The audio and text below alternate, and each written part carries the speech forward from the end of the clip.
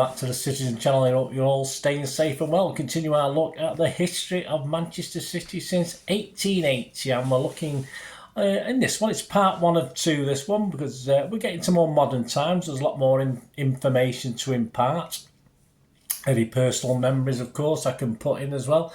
And we're looking at season 23-24, and we're looking at August. So we're looking at part 1 of August from, first thing to really happen was from about the 2nd of August. So we're looking from there. So please join me for this history of Manchester City since 1880, August 2023. Please, if you're new to the channel, push that subscribe button, push the bell notifications. Everything City past like this and present, of course, so it can give us your support, spread the word. It'd be much appreciated, guys. Right, let's get on with this one. Let's get straight on with part 1 of 2.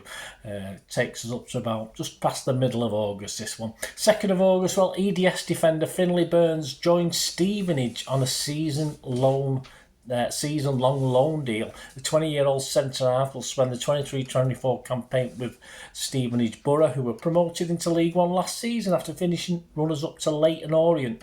He played his part, of course, in the EDS's side's 3rd successive Premier League 2 title win the past season, 22-23. 4th of August, we were delighted to confirm that Juanma Lilo rejoined Pep's backroom staff. Yes, we're a bit short on number 2s, weren't we? He'd left in, number 2s as in number 2s to Pep. He had left in June 2022 to take up a position as head coach at Al Sadd Sports Club, but obviously wasn't very happy there, was it? Guardiola said when he came back, he's a friend, a colleague, an inspiration. I am so happy he's back here at Manchester City. Well, we'll see. He gets left in charge quite soon as well, but we'll talk about that. 5th of August, City confirmed the signing of Josko Gvardiol from RB Leipzig on a 5-year deal. He said, I've always dreamed of one day playing in England, and to be doing so now with Manchester City, my favourite team forever. No, well, he didn't say that. Playing now in Manchester City after the season they've just had, it's a real honour for me. To be joining City is something special for me and my family. To have the chance to work with Pep will be amazing, and I'm not yet finished article. I'm sure my game will progress under the best coach in football. He's not wrong there, is he? To be linking up with Mateo Kovacic will also be special. He's a top 4 footballer, and hope we can both help City achieve another successful season in 23-24 and beyond. Well, let's all hope so. His nicknames, he's got some nicknames. One of them's Little Pep. There's a good nickname. Gvardiol, you can see the coincidence. And the Croatian Wall is called as well, so let's hope he is a wall. And he takes the number 24 shirt. 6th of August, a trip to London for the Community Shield. Yes, a sellout. It was a bit... Yes, I was there. It was a bit touristy as far as City fans were concerned. Not much singing going on because it was all sold out, mainly to members. I think the season card holders, there's a big boycott. At the time, of course, about the timings. The timing did get altered, but obviously the boycott was still in full flow by then. So it's estimated only between 5 and 10% of season card holders actually bought a ticket for this. It all went to new members, and hence the sort of touristy feel when we were in there. I did go. It wasn't great, in fairness. And of course, the match wasn't great either, was it? It did end 1-1.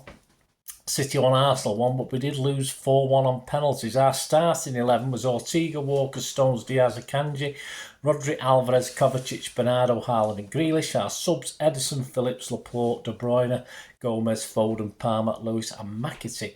And the first half, 17 minutes, Arteta was shown a yellow card for waving an imaginary yellow card. Yes, the rest were told to clamp down on dissent on the pitch and off the pitch with the managers, etc. 25 minutes, Ortega as well to save from Havertz, and Stonesy chests out and Martinello follow-up. A very close call. 40 minutes, Saka gets past the Kanji, not for the first time, but Havertz can only hit it at Ortega, who makes the save. A bit of a let-off. 43 minutes, a Rodri chip from distance lands on top of the net. So half-time, 0-0. 58 minutes, Foden for Grealish, Palmer, KDB for Haaland and Kovacic. On 77 minutes, sub-Foden on for Grealish, creates room, but Arsenal break it up, and it falls for KDB, who nods on at pace to Palmer, who replaced Haaland, of course, in the substitutes. He took it and takes it inside and bends it neatly into the far corner. but on 101 minutes it wasn't to be. A speculative shot by Trossard takes not one but two deflections, the second off a Kanji to wrong foot Ortega, and Arsenal have stuffily got an equaliser. The pens were all at the Arsenal fans' end. KDB hit the bar, Bernardo scored his, but Rodri's tame effort was saved, and they didn't even need to take the last one. Arsenal scored all their penalties. Stats for the game: shots 7 for Arsenal, 3 on target, 8 for City, 4 on target. We had 55% of the possession, and we had 590 passes to their 485. XG philosophy: City 0.95, Arsenal 0.98. Man of the match, yeah, Kovacic. I think we sort of decided on that one. The headlines from Manchester Evening News: Shield of Screams, Simon Bukowski, City full foul of added time, but nothing to suggest a panic for Pep. Well, Daily Sport: Gunners keeper is spot on to clinch Shield, Rambo first blood. Yeah, obviously old Rambo. Of course, Mr. Ramsdale, isn't it? A bit of fallout about the added time, which has been a new directive with football this season, of course, so to try and put on as much added time as substitutes, wasting time, that sort of thing. But Pep, KDB, people like Rodri were voicing their opposition and objections to it. 11th of August, a trip to Turf Moor. It ends Burnley 0. This is match day 1, of course. City 3 in the Premier League. Our starting 11 that day: Edison, Walker, Akanji, Aki, Lewis, Rodri, De Bruyne, Bernardo, Foden, Alvarez and Haaland. On the bench, a little bit young the bench: Ortega, Phillips, Kovacic, Grealish, Laporte, Gomez, Gvardiol, Palmer and McAtee. Match report: key moments. First half, it's 1-0 after 4 minutes. KDB hits long to Rodri on the left-hand corner of the 6-yard box, who heads back nicely across to Haaland, who sweeps into the bottom left from close range. 22 minutes, De Bruyne looks troubled, and that's that. I knew he shouldn't have started. He goes off injured, and we won't see him for a little while now. Kovacic gets his Premier debut for City. 36 minutes, it's 2-0 for City, who wrestle back control. Foden slips Walker in down the right. Walker cuts back for Alvarez near the penalty spot. Alvarez rolls calmly to Haaland, just to his right. Haaland meets the pass first time, putting an unstoppable shot across Trafford. Yeah, James Trafford's now their keeper from us, of course, into the top left corner. Half-time 2-0. Second half, Pep gets a yellow for dissent. There you go. Well, we didn't really spot why. We didn't really spot what happened with that one. 75 minutes, 3-0 from a free kick. It's killed in low by Foden. Aki makes a nuisance of himself on the edge of the 6-yard box. Trafford can't claim it. The ball breaks back to Rodri, who lifts it into the left side of the net from 8 yards. Match stats: shots Burnley 6 on 6, 1 on target. City 17, 8 on target, 66% possession for City. XG philosophy: Burnley 0.33 and City 2.34. 14th of August, Rico Lewis signed a new 5-year contract, keeping him at the club until the summer of 2028, or hopefully. He said, "It's been an unbelievable year for me, and now to sign this contract is a dream come true. As a City fan, I can remember watching us winning trophies when I was young, and it's the only place I've wanted to be. To know I'm going to be here until 2028 is fantastic. I can't wait to keep working and keep improving. The fans have been brilliant too. I'll give everything for them and the club to try and keep us being successful." On the 15th of August, confirmation that from Pep that KDB, yes, will spend 3 to 4 months out with his hamstring injury.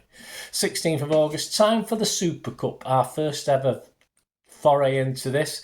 Ended 1-1 in normal time, and yes, we won on penalties this time, 5-4 against Sevilla at the Georgios Karaskakis Stadium in Piraeus, Greece. Our starting 11, 4 changes to the Burnley game: Edison, Walker, Akanji, Gvardiol, Aki, Rodri, Kovacic, Foden, Palmer, Grealish and Haaland all started that one. Key moments: on 25 minutes, we're 1-0 down after a poor Sevilla clearance. It somehow gets to Marcus Acuna, who puts in a cross from the left, and Youssef En-Nesyri beats Nathan Achilles in the air before powering a header past Edison. Yeah, Diaz was a little bit of fault as well. Second half, 63rd minute, finally it's 1-1. Rodri swings in a lovely cross, and Palmer from a tight angle and close in loops a fine header over Bono into the back of the net. Yeah, he wants to get back to UB40, I think, that guy. It's pens and we win 5-4. Our heroes on the night, Haaland, Alvarez, Kovacic, Grealish and Walker all scoring. Yeah, Grealish and Walker's not the greatest, but they went in. And the crossbar, of course, is what they did with their 5th one, so that's why we won 5-4. Match stats, shots for City 23-7 on target, Sevilla just 8-4 on target, possessions 74% for City. The headlines, Gideon Brooks, the Daily Star wrote, Pep raising the bar, spot on City hand Guardiola, another cup. Coal-fired triumph. Simon Bukowski from the Manchester Evening News. Below par Blues need coal power for cup win. See what he did there? Manchester Evening News back page. Super Blues. Simple. Gideon Brooks for the Daily Mirror. Gideon, Cole, Palmer steps into breach and strikes before City win shootout. In part 2, we will play our first home match of the season against that other dirty oil club bet, Newcastle. So join me as we look back at that. And unfortunately, we will lose Pep to injury. So not just KDB, we're going to lose Pep to injury as well. But a big contract extension, the one we've been waiting for. Although he might only spend another year with us. But hey, so it all matters, doesn't it? Another big contract extension for one of our heroes. So join me in part 2 as we check out the goings on in the second part of August 2023 in our look back at the history of Manchester City since 1880. Let us know any members you've got, guys. It'd be great to hear from you. So we meet again. That's one thing, don't I? Please, come on. Do it. Come on. Stay safe, Blues. Come on, City. Bye for now.